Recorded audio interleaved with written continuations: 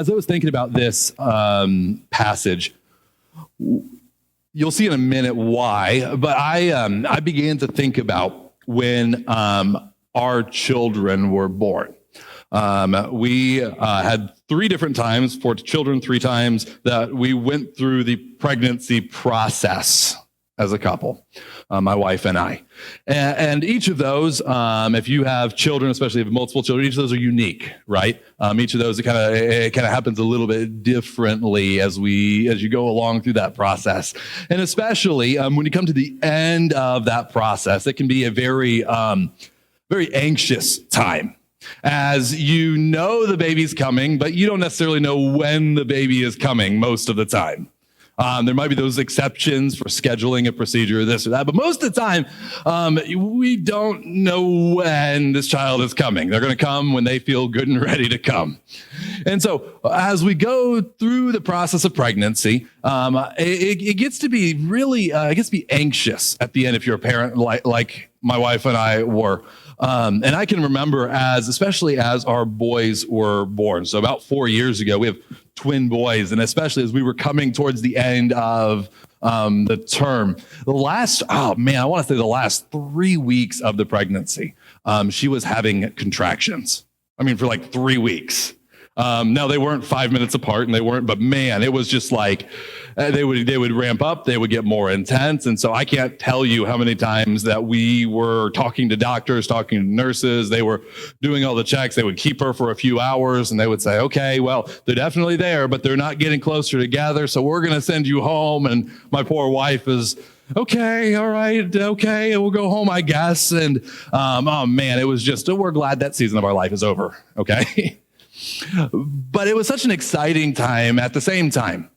There was just this anticipation and just the waiting. When is this going to take place? But even in the middle of all of those weeks, there were times that we would say, why aren't they just here yet? But you know what we never said? We never said, oh, I bet they're not coming.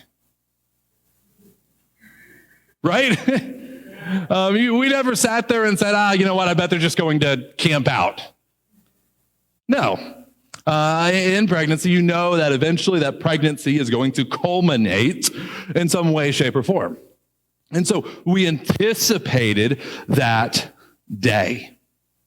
As we look at Matthew chapter number 24, Jesus has just finished giving these 7 woes to the Pharisees. Some of the strongest words that Jesus spoke in his earthly ministry. Really, chapters 23 and chapters 24. Chapter 23 is his last public address. This is the last time that Jesus is getting up in front of a crowd of people that are not necessarily followers of his or the disciples. The last open teaching of Jesus recorded in the book of Matthew. And he goes out and he condemns the hypocrisy of the Pharisees. And then we come to chapter number 24. And here in chapter 24, Jesus now has left the temple, we see in verse number 1.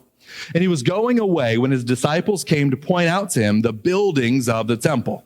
And so we don't know exactly how this took place, but basically we know that as Jesus is walking out of the temple, the disciples began to discuss and look around and say, wow, can you just look at this building. Look at how magnificent this temple is. Look at how ornate or how whatever this temple is. He points out the building of the temple. Verse 2, but he answered them, you see all these things, do you not? This is Jesus speaking now. Truly I say to you, there will not be left here one stone upon another that will not be thrown down. Oh, okay, Jesus. You're fun at parties, I guess. What in the world is happening?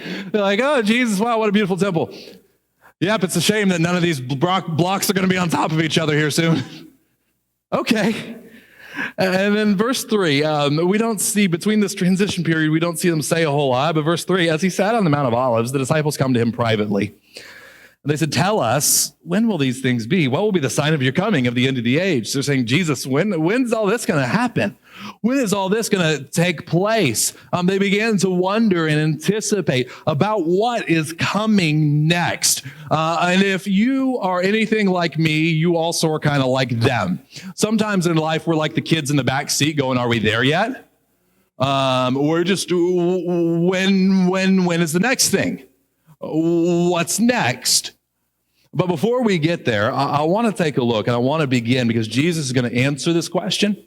Jesus is going to press in here. He's going to give some words of encouragement and admonition to his followers.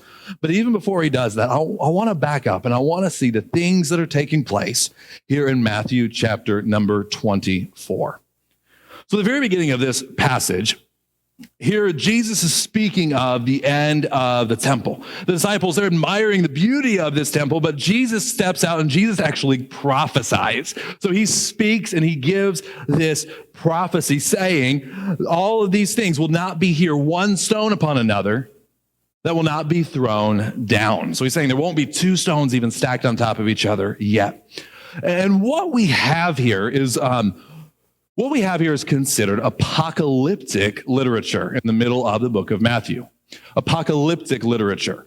Now, it's kind of a funny word because when we think of apocalypse, what do we think of? Apocalypse, we say, apocalypse means we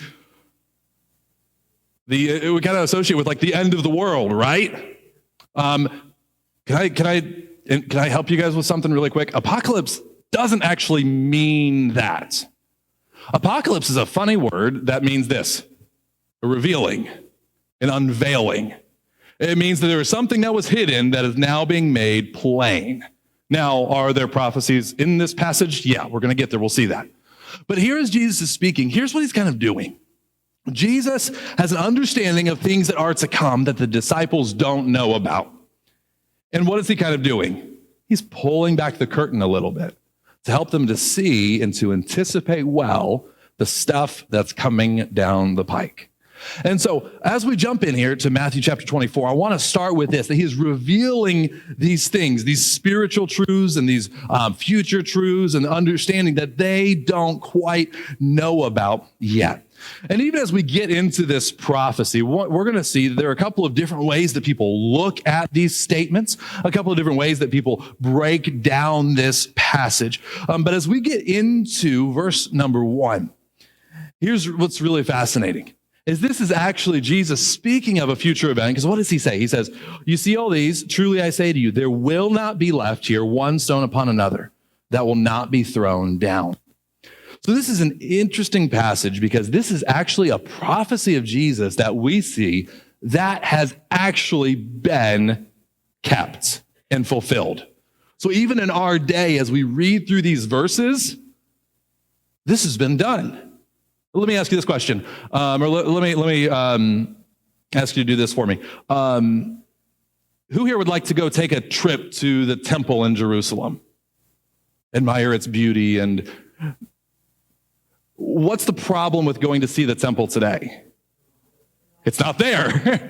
There's a portion of the foundation of one of the walls, the western wall now. But the temple itself, you can go see the site that the temple was at. You can see some fragments of the temple, but there's no temple there.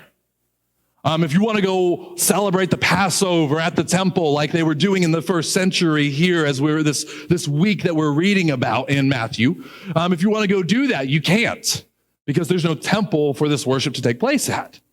And in fact, this took place within the lifetime of many of these followers who are hearing it. You see, fast forward, this is taking place in about the year AD 30. And fast forward to about the year AD 66, the Jewish-Roman War begins. And just a couple years into this, in AD 70, Jerusalem, the city that the temple was in, began to it actually fell under siege of the Romans. And so the Romans are surrounding this city and they began ransacking this city and they come in, and in AD 70, the Romans come in and they lay waste to Jerusalem and they just wipe out the temple. And from then till now, nearly 2,000 years, there has not been a standing temple in Jerusalem. But if you are a Jewish individual, this temple has existed your whole life, right? It's existed for centuries now, and it's the second one. There was another one even before that was destroyed and then rebuilt. But man, now for thousands of years, there has not been a temple. And even as they came into the temple, these Romans, this was a day that was a dark day in the history of Israel. This was a time when the Romans, they breached the walls and citizens fled actually inside to the temple.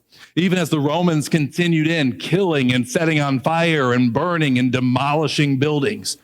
And since this time, there's been no temple in Jerusalem. And so Jesus makes this statement. The disciples don't know how all of this is going to take place, but they hear Jesus say this, and it makes them a little bit curious, as it would you. Verse 3, so as they're sitting on the Mount of Olives just outside of Jerusalem, the disciples come to him in private. They said, tell us, when are these things going to be? What are the signs of the ends of the age? And Jesus answers them. And so they're coming, they're saying, Jesus, are we there yet? Are we there yet?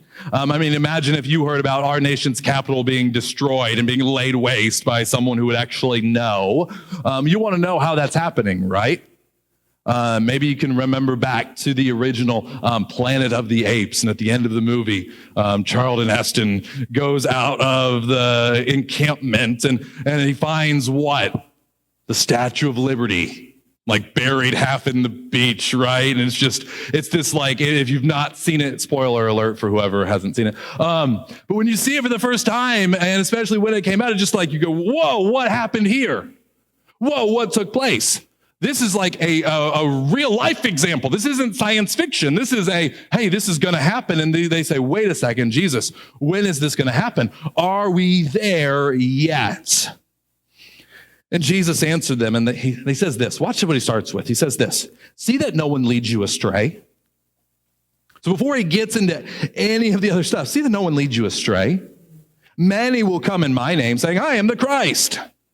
And they will lead many. How many? Many astray. You will hear of wars, rumors of wars.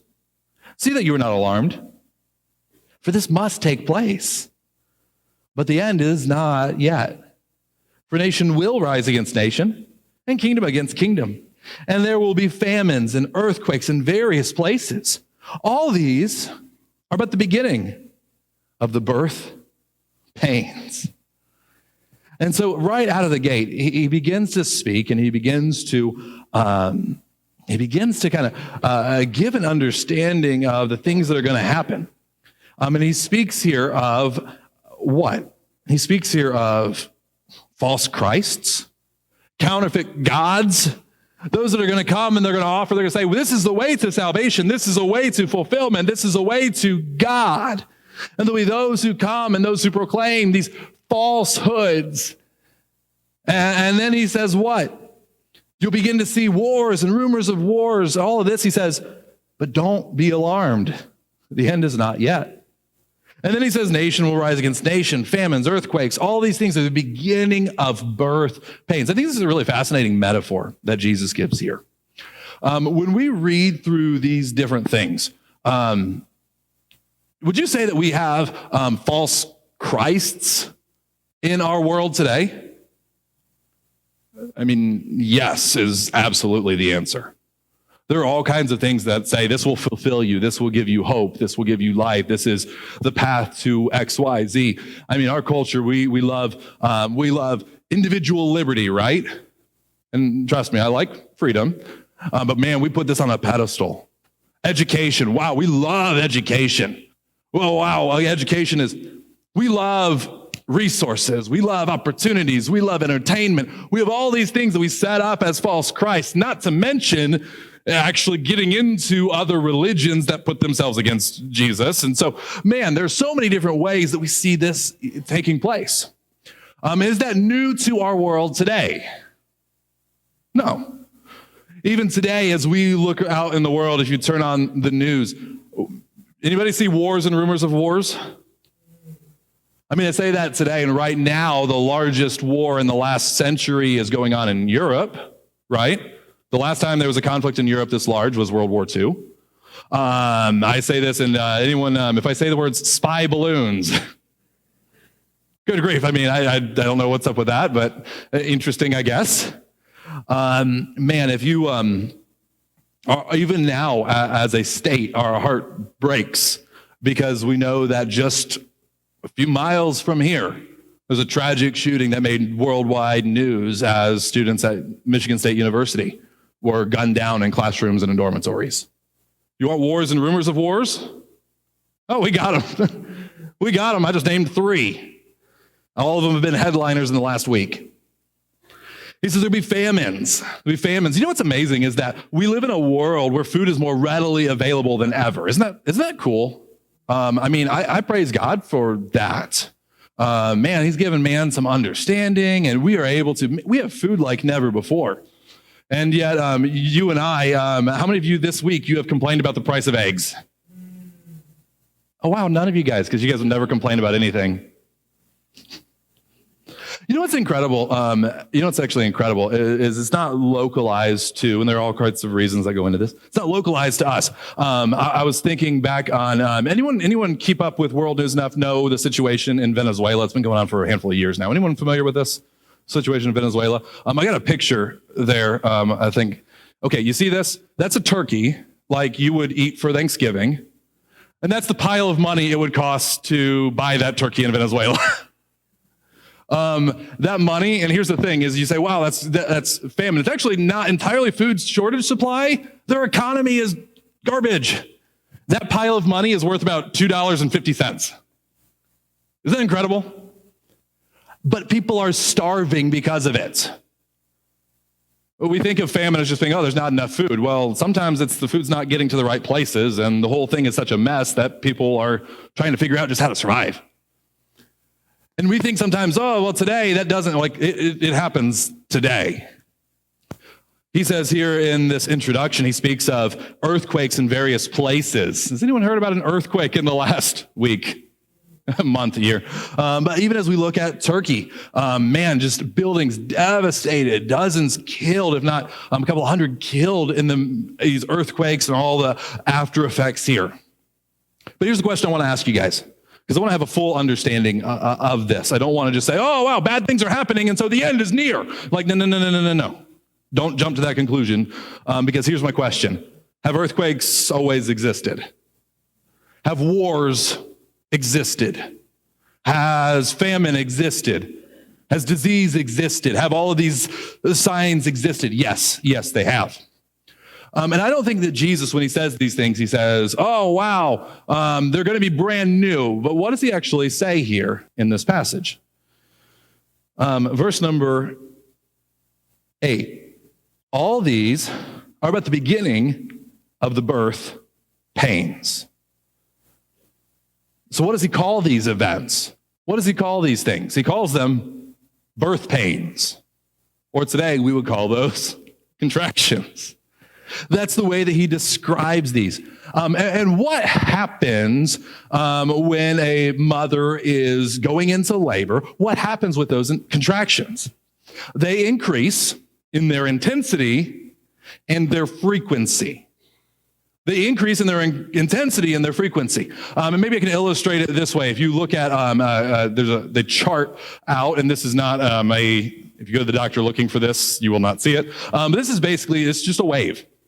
And you can notice over time, going from the left to the right, that wave is getting tighter and getting taller.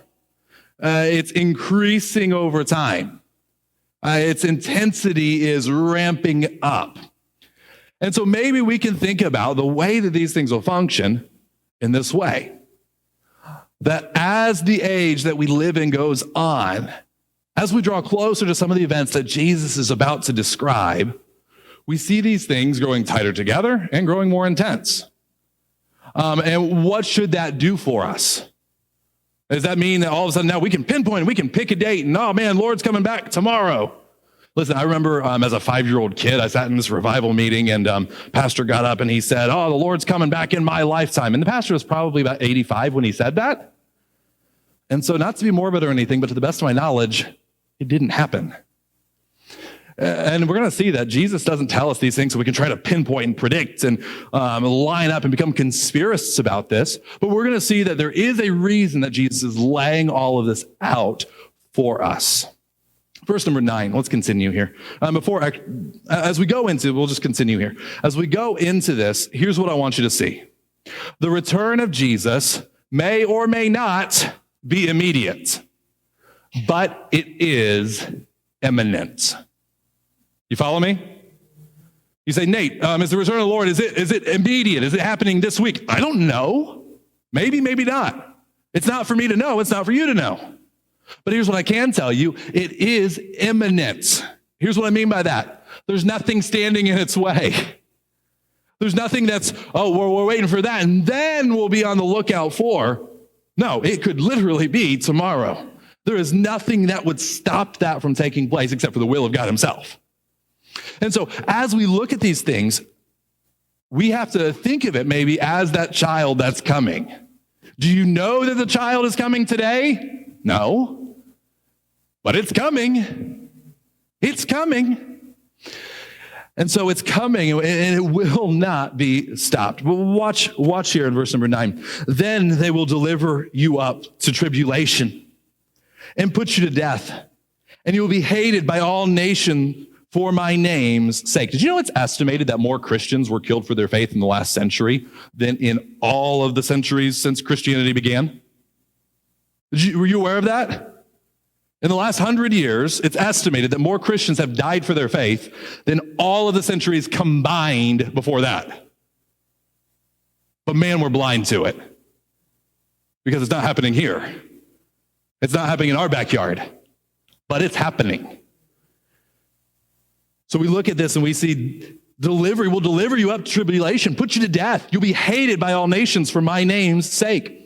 And then many will fall away and betray one another and hate one another. So there's this division, even among those who claim to be brothers. And many false prophets will arise, lead many astray. And because lawlessness will be increased, the love of many will grow cold. But the one who endures to the end will be saved. And the gospel of the kingdom will be proclaimed throughout the whole world as a testimony to all nations, and then the end will come. And you know what's incredible right now? Worldwide missions today is stronger than it has ever been. More resources, more individuals are going from nation to nation with the gospel than any other time in human history. The Bible's available in more languages today than it's ever been. How incredible is that? It's more readily available. In fact, if you were to look around this room, you'd see some that are looking at their Bible on their phones. There are those in closed countries where a physical Bible is nearly impossible to get across borders and lines, that now they're able to download their copy of the Bible onto a digital device. How incredible is that? How amazing is that? But at the same time, we live in this world where all of these things are progressing and progressing and progressing. And so we see signs, but at the same time, do we say, is it immediate? Is it tomorrow? Is it, oh, wow, God's coming, Lord's coming back tomorrow? I don't know. In fact, it could be after all of our lives are done. It could be after our grandchildren who have never even been born's lives are gone. Like, we don't know, but we do know that it's imminent. We do know that we don't know. Watch what Jesus says in verse 15. He says, when you see the abomination of desolation spoken of by the prophet Daniel standing in the holy place, and you have this little parenthetical, and I believe this is Jesus speaking to the authors, the readers of the book of Daniel here. He said, let the reader understand. Then let those who are in Judea flee to the mountains. And this is a fascinating passage here. There's this time that he speaks of what he calls the abomination of desolation. And this is a really interesting passage. I want to have an understanding of what he's speaking of here. And I know this is a different message, a different passage than what we look at in the book of Matthew. This really kind of stands alone in Matthew's gospel. It's a unique perspective that we have from Jesus, but we're going to see there's a major point to it. In verse number 15, though, he speaks of this abomination of desolation. Let me encourage you. Anytime that you get into maybe what some will call Bible prophecy, looking at the things that have not yet been fulfilled in Scripture, anytime you jump into that, or if someone says, hey, come study Bible prophecy with me, here's a question that I want you to ask every single time. Will I need my Old Testament? And if they say no, just find something else to do with your time. Go fold your socks. Go mow your grass, go do whatever. But if they're like, no, you don't need your Old Testament when studying Bible prophecy. This is all yet to come. Then I just say, okay, God bless you, and go somewhere else, because it'll be a better use of your time. Because what we find is that even going back into the Old Testament, there's often signs, there's language, and there's understanding that we gain. And so Jesus right here, when he's asked to talk about what's coming, what does he do? He goes to the Old Testament. He says, don't you remember Daniel when he talked about the abomination of desolation? And here's what's really fascinating to me about this passage in Daniel.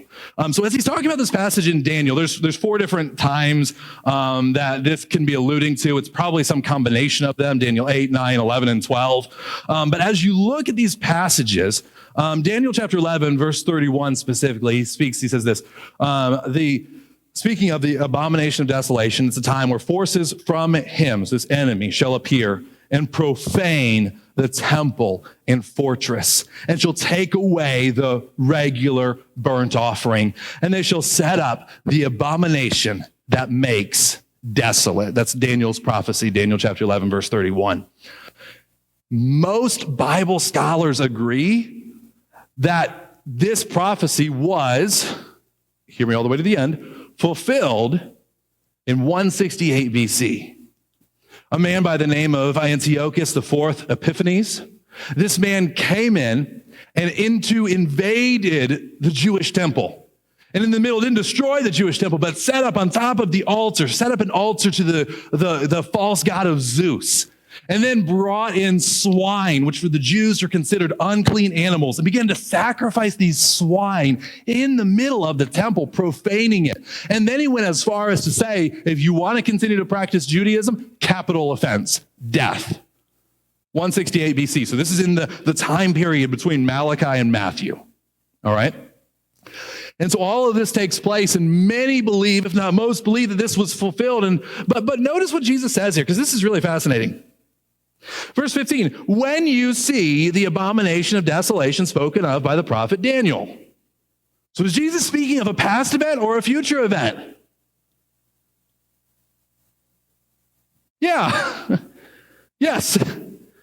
It was fulfilled, and yet he sees that there's something coming in the horizon. There's something else that's coming that is also going to match so many of these descriptions. When you study Bible prophecy, there's this approach that we see over and over and over again through Scripture. It's what we call the near-far fulfillment of prophecy.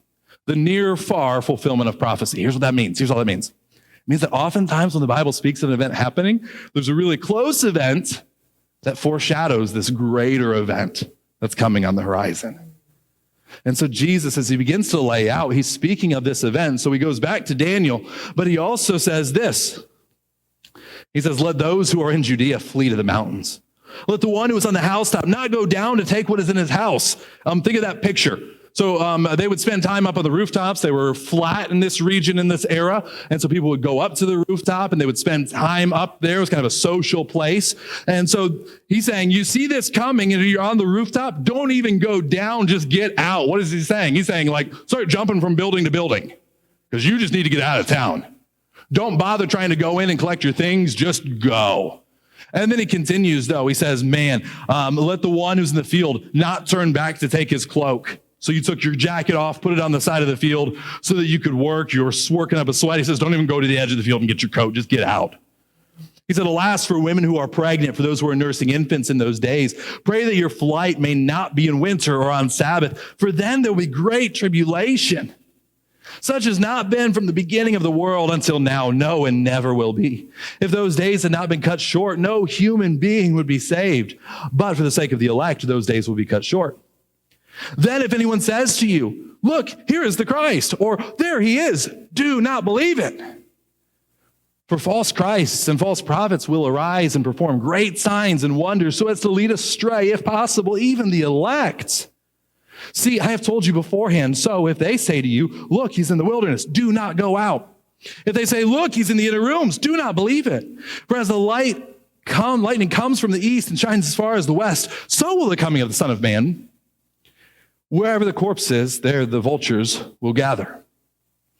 And so we see a lot of these things really taking place. And just, we don't have the time today to dig into all of the things that are happening here. But here's what I want you to see.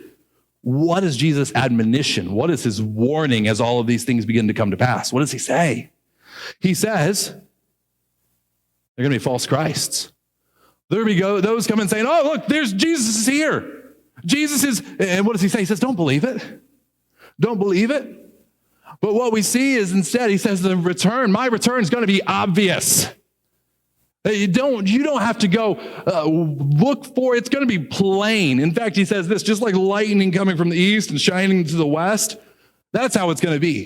Have you ever been caught outside in a lightning storm? How hard is it to miss lightning when you're outside? I remember one time I was on the golf course, and this was years ago. I was on the golf course, and a thunderstorm rolled in. Wasn't on the radars, wasn't on the maps, just kind of popped up. And so I'm walking around with a metal stick in my hands in a lightning storm, because that's a good idea. But we're like, okay, we're getting out of here. We're done. We're packing up. And I remember it's probably 100 yards away from me, but it felt like it was right beside me. This lightning just struck. And my vision, I just remember it being just blank for a second, right? I mean, it felt like it was like literally beside me. But here's my point. You're not going to miss it. You're not going to miss it. So when we're walking around saying, oh, maybe Christ is returning here, maybe Christ is returning here, we're looking and we're digging through. He's saying, hey, guys. I'm not abandoning you. I'm not leaving you. I'm not forsaking you. I'm coming, and you'll know it. But watch how he describes this in verse 29. Immediately after the tribulation of those days, the sun will be darkened. The moon will not give its light. The stars will fall from heaven. The powers of the heavens will be shaken. Then will appear in heaven the sign of the Son of Man. And then all the tribes of the earth will mourn, and they will see the Son of Man coming on the clouds of heaven with power and great glory. And he will send out his angels with a loud trumpet call. And they will gather his elect from the four winds, from one end of heaven to the other. And so here in this moment, the contractions, they become the most severe and they become the most consistent. And when does that happen within a pregnancy? Right before the delivery, right?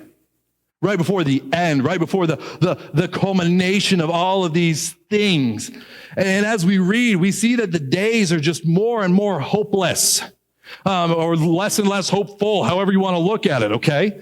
Over and over, we see it moving towards this event.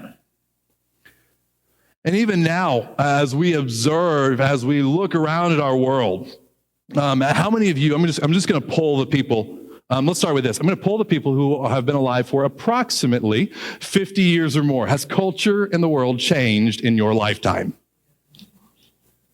Anyone argue that? How about those of you about 40-ish and above? Or those of us in our 30s? Man, culture is moving faster than it's ever moved before.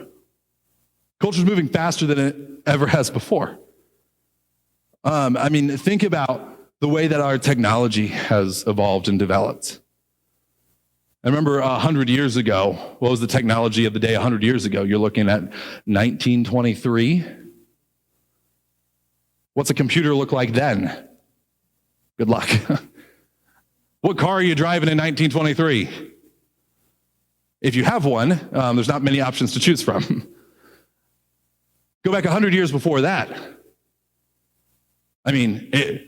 Okay, we see the process slowing a little bit. Go back 100 years before that. Let me ask you the difference. Technologically, societally, what's the difference between 1400 and 1500? 100 years, okay. What kind of change is happening in the culture? Very little. Very little. But we see globally our culture is just changing at this pace that, man, it's hard to keep up with. It's hard to keep up with.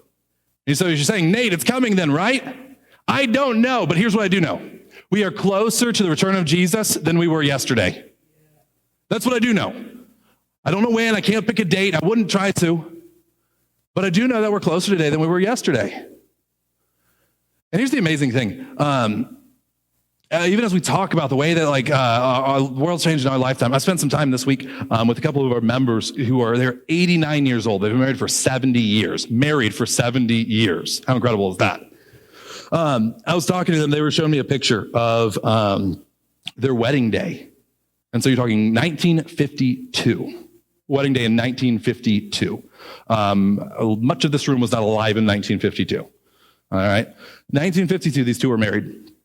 And as we were talking about it, I asked them this question. I said, hey, does it feel like 70 years? Does it feel like 70 years? Does anyone want to guess that answer?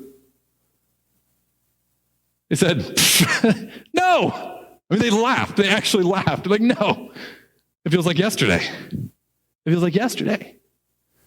You see, our life goes by so quickly. There's a point. Our life goes by so quickly. And before we realize it, we can just get caught up in the movement of life. We can get caught up in the movement of culture. We can get caught up in all the things that are just kind of dragging us downstream. Today, I don't want you walking out here saying, oh man, Nate just talked about, the pastor just talked about the emphasis on Jesus. He's returning and he's returning now. But here's what I do want you to get. It's coming. Verse 32. Verse 32, watch the last section of this all goes together. From the fig tree, learn its lesson. So what's the point, Jesus? Why are you telling us all these things? Jesus explains. From the fig tree, learn its lesson. As soon as its branch becomes tender and puts out its leaves, you know that summer is near. I was talking with someone earlier today. We were talking about just the birds that are coming back in. We're like, oh, spring can't be too far around the corner because blank, right? It's how we relate to the seasons. And so he's saying just like that, the fig tree, its branch becomes tender, it begins to bud and grow its leaves. So also when you see all these things, you know that he is near at the very gates. Truly I say to you, this generation will not pass away till all these things take place. Heaven and earth will pass away, but my words will not pass away. And so what's he saying? He's saying these are signs and reminders that my return is coming. And there's some debate about what it looks like when he says this generation will not pass away until all these things take place. I believe that all these things that he's talking about those birth pains are going to reveal themselves. The world is going to look this way, and then it's going to begin to contract in a way that we have to be perceptive of. Watch what he says in verse 36. But concerning the day and hour, no one knows. Not even the angels of heaven, nor the Son, but the Father only. So keep that in mind when you hear someone on YouTube or you see someone on Facebook publishing a date and saying, oh, here it is. I threw my dart in the calendar and this is what it stuck to. So this is when Jesus is returning. They have no idea. The moment someone gets up and starts saying, oh, the Lord's coming back on such and such day, do the same thing as if they told you that you don't need the Old Testament to study prophecy, okay? Just have the sock drawer ready. So verse 37, as were the days of Noah, so will be the coming of the Son of Man. What's the days of Noah look like? As in those days before the flood, they were eating, drinking, marrying, giving in marriage, until the day when Noah entered the ark. So what were they doing in the days of Noah right before the flood? What were they doing? Life, right? Who marries knowing that the apocalypse is the day after? Who says, hey guys, this would be a great day for a wedding because tomorrow the flood's coming and the ark's going to be... No, like they're just going about their life, right? They're eating, they're drinking, they're marrying, they're giving in marriage. They're just doing like the normal stuff. But then what happened? They were unaware. Verse 39, until the flood came and swept them all away. So will be the coming of the Son of Man. In that moment, watch this, verse 40. 2 men will be in the field. One will be taken and one left. Listen, if you found out that Tuesday was the last day of the world or whatever, you going to work tomorrow? Because I'm not. Right? We're not. Right? Some of you guys are going to work tomorrow. Good night. What's wrong with you? Listen, 2 women will be grinding at the mill. One will be taken and one left. Therefore, stay awake, for you do not know on what day your Lord is coming. But know this. So what's the point? Know this, that if the master of the house had known in what part of the night the thief was coming, he would have stayed awake and would not have let his house be broken into. And so if you knew, if I said, hey, I know for a fact someone's trying to rob your house and they're coming at exactly this time, if you believed that report, you going to sleep? No, you're ready. You're prepared. Therefore, you also must be ready, for the Son of Man is coming at an hour you do not expect. Who then is the faithful and wise servant whom his master set over his household to give them their food at the proper time? Blessed is that servant whom his master will find so doing when he comes. And so he paints this picture of a servant as his master has gone away and as he's preparing for his return. Truly, I say to you, verse 47, he will set him over all his possessions. But if that wicked servant says to himself, my master is delayed. So what's he saying? My master's not coming. It'll be a while. and begins to beat his fellow servants and eats and drinks with drunkards. The master of that servant will come on a day when he does not expect him, in an hour he does not know. And what's he going to do? Cut him in pieces. Put him forth with the hypocrites. In that place there will be weeping and gnashing of teeth. So what do we see? We see that the wise servant is ready for his master's return. The wise servant is ready for his master's return. The wise servant isn't going around and doing all these other things. He says, no. The master's coming back. But we see that there are these other servants, these foolish servants. What do? They contend with their fellow servants. You know what we call this? Friendly fire. They're going to the other servants that are supposed to be in line with them, and they begin to contend, begin to divide, begin to behave like the lost. And they might have the title of servant, but can I ask you a question? Are these individual servants at all? No, they're not. They're not really the servants of the master. They're just maybe collecting the paycheck. But they're not actually servants, which is why when the master comes, he is prepared to cast them out. You're not of me. You are not mine. But the wise servant is ready for the master's return. So today, as we look at this, we say, man, Nate, there's a lot there, and there is. There is. 2 words, if I can just sum up our response to all of these things. You ready? Be ready. Be ready. What else is there for us to do as servants of Christ? To be ready. And that can mean a lot of different things, depending on where you're at in your life right now. But really the question that I just want to throw at you is this: are you ready? Are you ready? You see, there ought to be an urgency to the work that we are called to do. There ought to be an urgency. When Christ says, I'm coming, and when he says, I will come, I will return, I'm coming back. That's the period that we're living in, as we've seen him come and in his incarnation. We're reading his words even today, but he's coming back. He's not forgotten us. He's not abandoned us. And in fact, as we look at the world around us, it needs to remind us, I got to be ready. Because what were Jesus' words that we read earlier today? John chapter 9, verse 4. The night's coming. The night's coming. No one can work. So how are we getting ready? Maybe you're in this room today and you say, wow, that's it's an interesting passage. I didn't know I was coming to one of those kind of churches. Welcome. Glad you're here. Here's the thing. As we look at this, here's how a first response ought to be. Is your faith placed in Jesus Christ? Because what does he say to those who are believers in this passage? He says, be ready. He says, be aware. But at the same time, even as he looks through all of this, he's not speaking of a condemnation to those who are his followers. But instead, in verse 14, he says, this gospel of the kingdom will be proclaimed through the whole world as a testimony to all nations. You're a follower of Jesus Christ. Does that sound like good news or bad news? And that's good news right here in the middle of it. You see, if Jesus is your Savior, and even as Christians, if Jesus is your brother, we anticipate his return. We long for his return.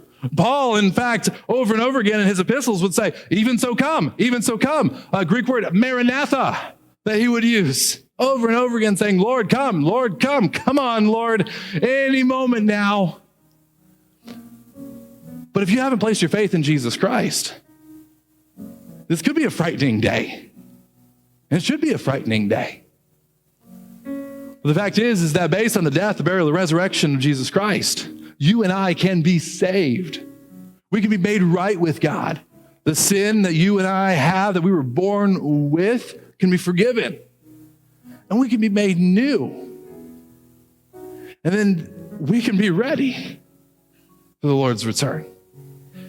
But even as I look out the room today, I know that there are many, if not most in this room, you have a testimony of your salvation. You say, there's been a day that I have placed my faith in Jesus Christ.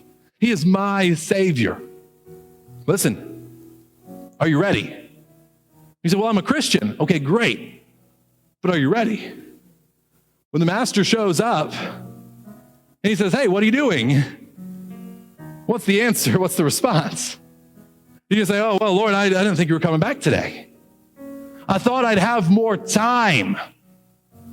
Can we all just agree that we're not guaranteed any more time? We're not guaranteed more time, whether it be individually. We're not guaranteed any more time as a body of believers.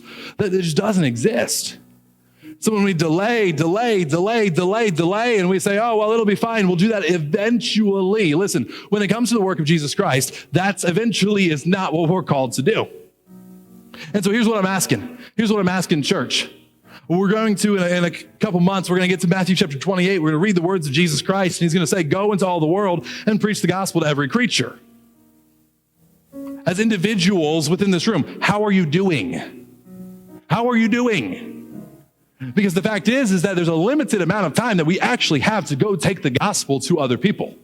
There's a limited amount of time that we have to go make disciples of all nations. And so we individually have to look around and say, are we doing all that we can do to reach those with the good news of the gospel of Jesus? Because the fact is that tomorrow could be too late. When we keep pushing off and say, eventually we will do, there's a time where eventually won't be there. The night's coming. The night's coming, church. We as a body of believers, as Heritage Baptist Church, doing everything that we can to reach people with the gospel of Jesus Christ and to make disciples. Are we taking the gospel into our community? Because if the church isn't the one doing it, who is? And so the fact is that we have this calling that is a tremendous call. And not only that, but we have an urgency behind it. Because we are called to work. And even while today we look around and we're waiting for the return of Christ, we're not waiting with our hands in our pocket, just observing, killing time. No. Even while we wait, we're called to work. We're called to go take the gospel of Jesus to those in need.